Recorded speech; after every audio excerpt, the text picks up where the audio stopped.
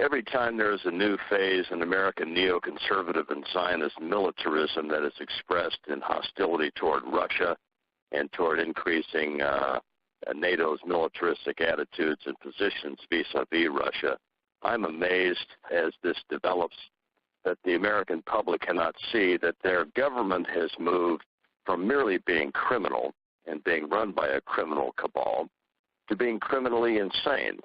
The fact is that when we look at this whole issue of Vladimir Putin's Russia and NATO, the United States has broken a series of explicit promises to Russia made by President Reagan and President Bush and codified in an agreement during the Clinton administration in the 1990s that, among other things, the United States would not move American and NATO military assets closer to Russian borders. We have broken that promise.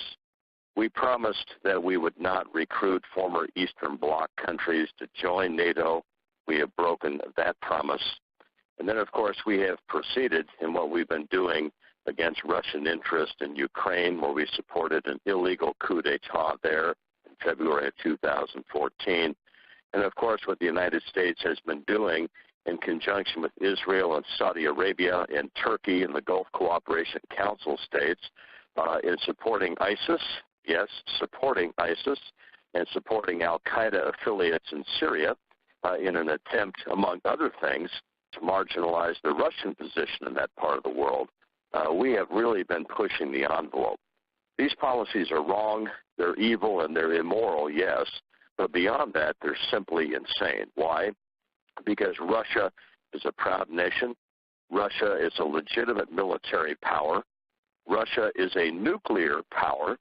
And as it stands right now, it is clear that in the world there has been a reversal from the America that I knew in the 1960s in regard to world opinion. At the time of the Cuban Missile Crisis, when I was a young boy, and my father was working for American Air Force Intelligence, and they were photographing those Russian missiles in Cuba, I think arguably that most of the peoples of the world, in truth, were supporting President Kennedy and the Americans over Khrushchev and Russia. And in the last analysis, I believe that the United States at that time won the battle in world opinion. That is no longer the case. The actions of the United States directed against Russia have not been favored by the rest of the world in whole and in part because the United States happens to be wrong. And whether it's doing in Ukraine, what it's doing in Syria, what it's doing in Eastern Europe vis-a-vis Russia, all of this puts our government in the wrong at the same time that the world is increasingly not supporting American support of Israeli aggression in Palestine and in Gaza and this ongoing land thievery that is directed at the Palestinians both in East Jerusalem and also in the occupied territories. So when you look at the loss of American prestige in the world, part of that is economic, part of it's political. Increasingly, it's also military. These folks that are pushing the envelope that seem to want the United States in a direct military confrontation with Russia seem to have forgotten something. In my parents' generation, it took my parents' generation 3.5 years roughly from the time the Japanese attacked the United States at Pearl Harbor, Hawaii, to defeat both Imperial Japan and to assist in the defeat of Nazi Germany by being the key military force in the Western Front of the pincer movement against Hitler.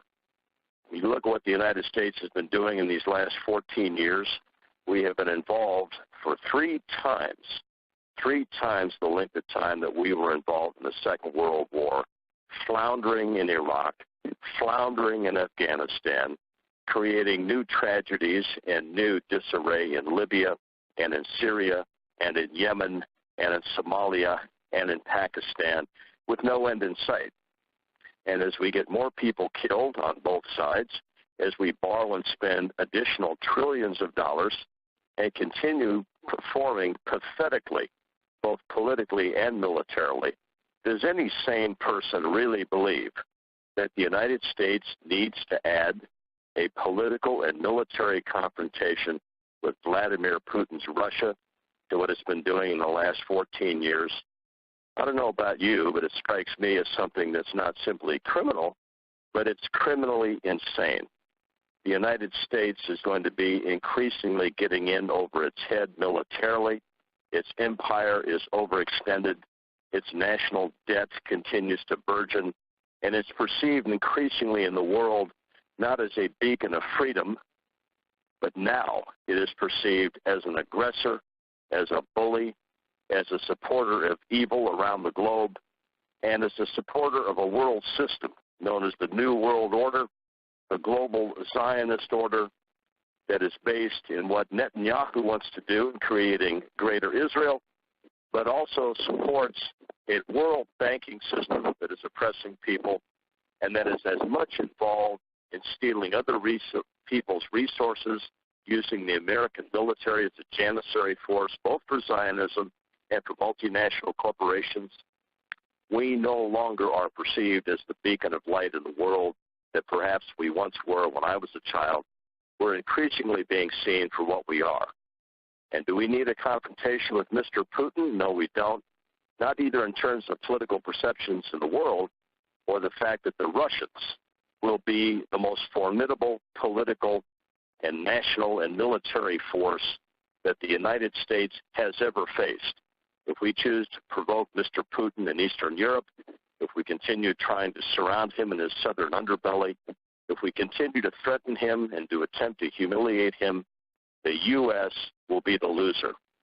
And so the American people need to insist that their government clean up its act, not simply in terms of its criminality, but at this point the criminal insanity that it continues to endorse in Palestine, in Syria, and in Ukraine, and in a situation where we apparently not simply want to provoke Vladimir Putin into a military confrontation, but also to involve Iran and potentially even China. I don't know about you, but if the United States could not successfully prevail over the course of 12 to 14 years in Iraq and Afghanistan, does it really believe that it wants to be facing Russia, China, and potentially Iran in a new global endeavor? This is simply crazy.